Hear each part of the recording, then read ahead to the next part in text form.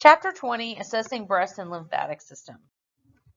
Some of the Chapter 20 objectives for breast and lymphatic tissue are describing the structure and function of breast and major axillary lymph nodes, discussing risk factors for breast cancer, discussing a nursing history of breast and axillary lymph region, discussing a physical assessment of the breast and lymphatic tissue, including inspection, auscultation, and palpation, differentiating between normal and abnormal findings of breast tissue, and teaching clients how to perform breast self-exams, describing these findings frequently seen when assessing the breast and axillary lymph nodes in individuals across the lifespan, including the older adult. We begin with the structure and function of the breast tissue. The mammary glands that extend from the anterior to pectoralis major and serratus muscles, as seen in the picture. They're located between the second and sixth rib space. Male and female breasts may be similar until puberty. The breast tissue is broken up in 4 quadrants, and the upper outer quadrant extends into the axillary space, and we call that the tail of Spence. Frequently, cancer tumors may occur there.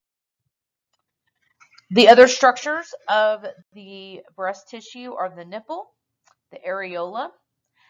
Some of these tissues have darker pigmentation, and the areola and nipple are used for lactation during childbearing. The tissue is made up of glandular tissue, some fibrous tissue, the mammary ducts, and some fatty tissue. The lymphatics that are seen in this area are the axillary lymph nodes that extend from the clavicle all the way into the axillary space and to the brachial. The older adults experience menopause with estrogen progesterone decreasing. So this changes the glandular tissue and it atrophies, and then is replaced with the fibrous connective tissue. These decreased inner structures may become more prominent. Lumps can be more palpable because the subcutaneous fat in the glandular tissue changes.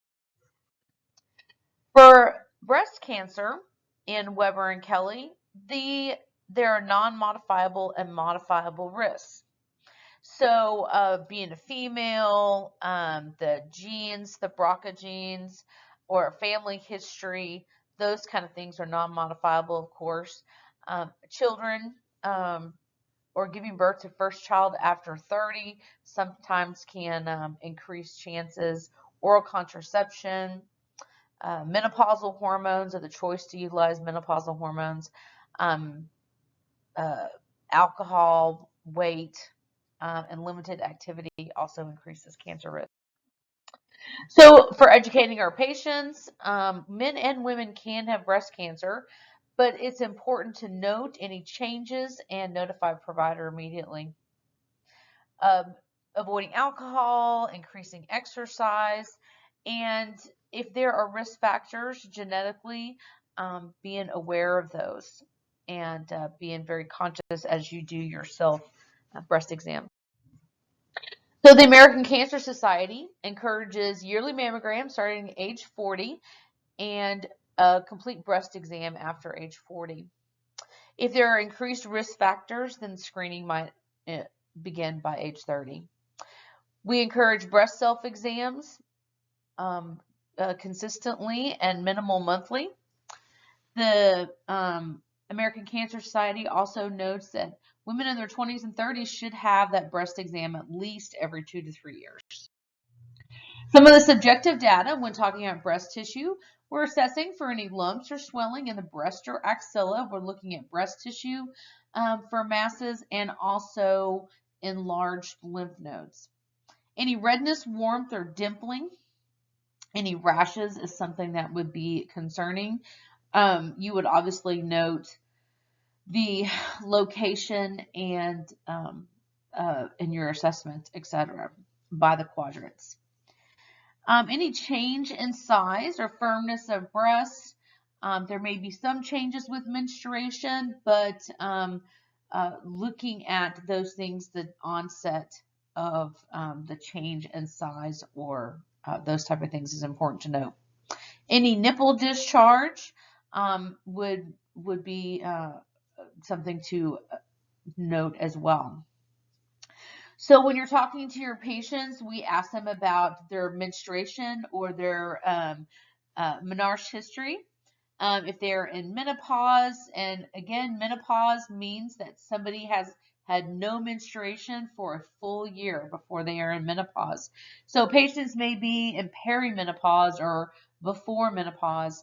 So we would want to know, when was their last menstrual period? If they've had children, those are things that you would note as well. And any self-care behaviors, are they doing breast self-exams? Do they drink alcohol, caffeine, exercise? What is their regimen? So, talking about breast self-exams, your patient hopefully knows themselves better than anyone.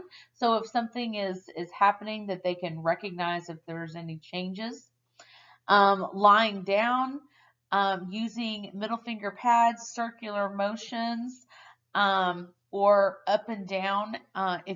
If a healthcare provider is assessing, we would use a similar technique, making sure that we're assessing for any masses, tenderness, lumps, or anything like that, using light pressure.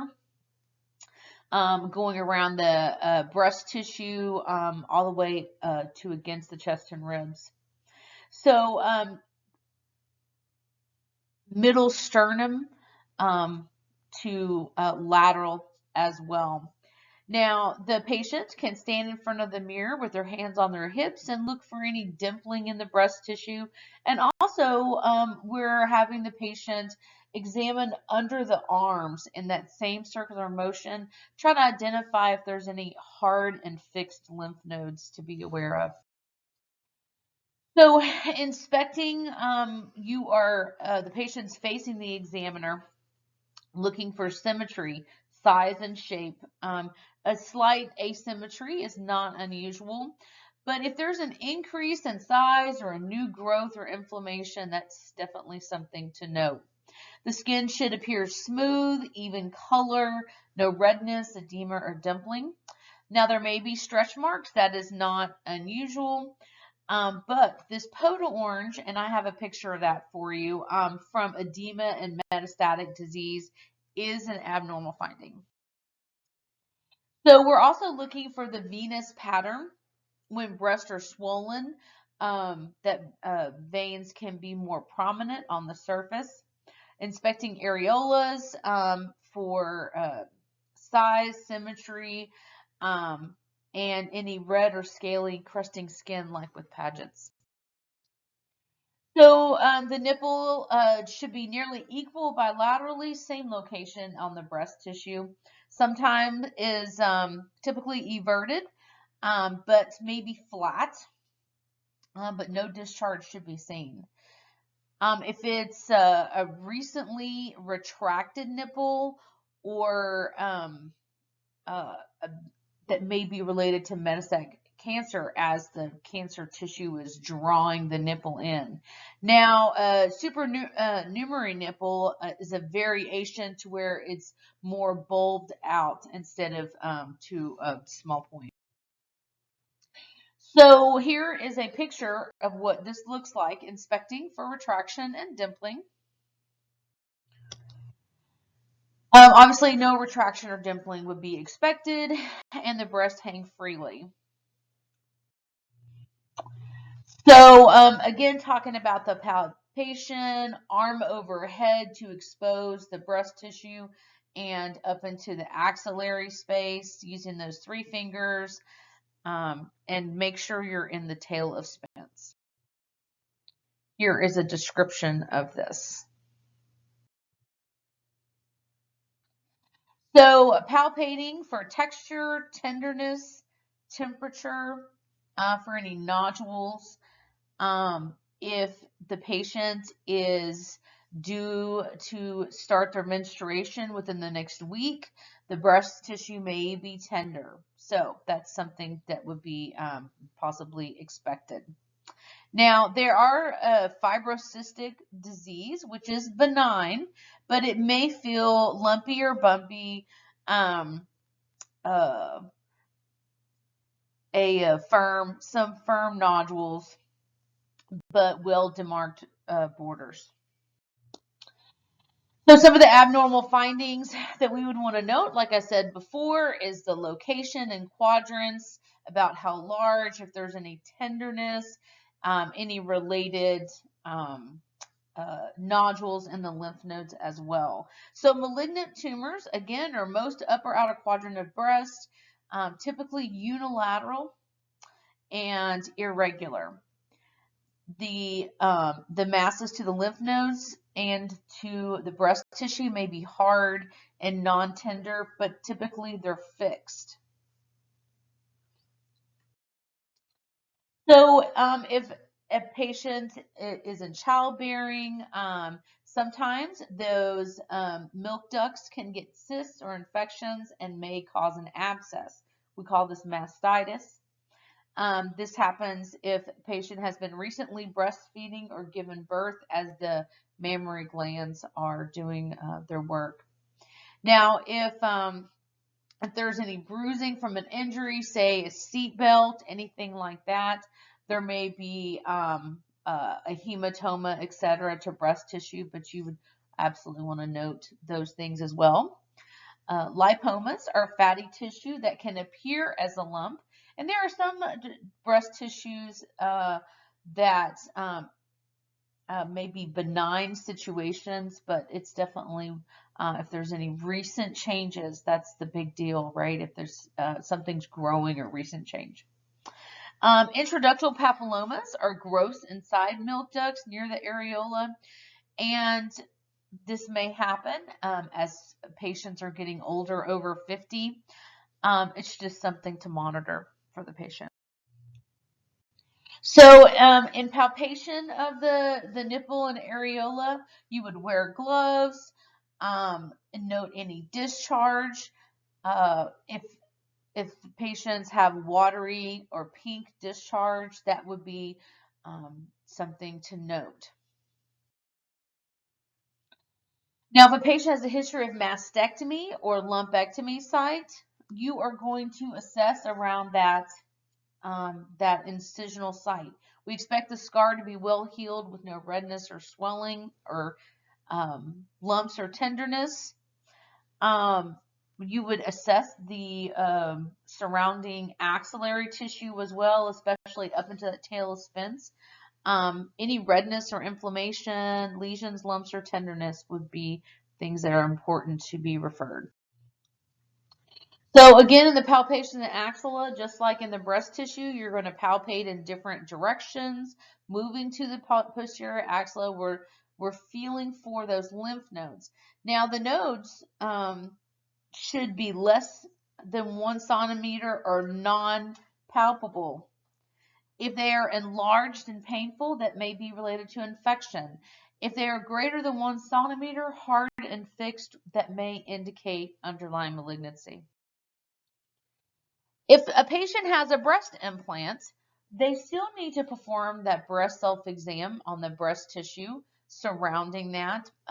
You just have to feel around the edges of the implant to all the way down to the ribs and check for any hard nodules or pain or tenderness. If there's any new lumps or lesions, they need to be evaluated with a biopsy. But you don't want to squeeze the breast tissue or any of those type of things that may harm the implant.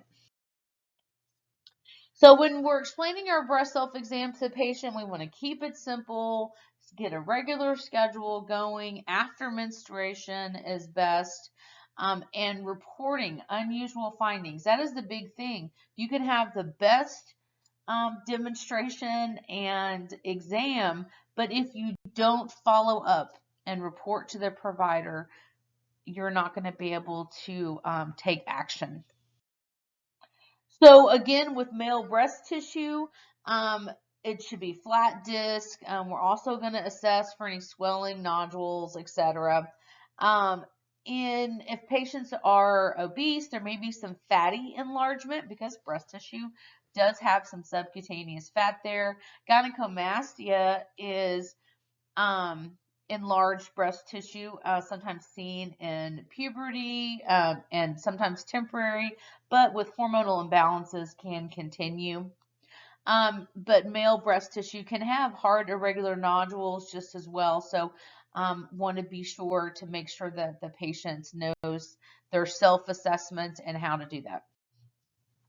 But some of the abnormal findings are the peau d'orange, like we talked about, associated with cancer. The Paget's disease, which is the red and scaling flaking of the nipple. Then there's retracted nipples that suggest malignancy. And then also the dimpling of the breast tissue that shows malignancy. Now, when the mass is large enough, it can retract that whole breast tissue. So you can see this breast tissue, these breasts do not hang freely, and they are asymmetric and distorted. Mastitis is that inflammatory uh, of the milk ducts there, and it can look red, swollen, tender, super uncomfortable for your patient. So abnormal findings, the cancerous tumors to the benign breast disease. Cancerous tumors, hard, fixed, not necessarily tender. The benign disease or the fibrocystic disease, the cysts in the breast tissue can be tender and mobile. So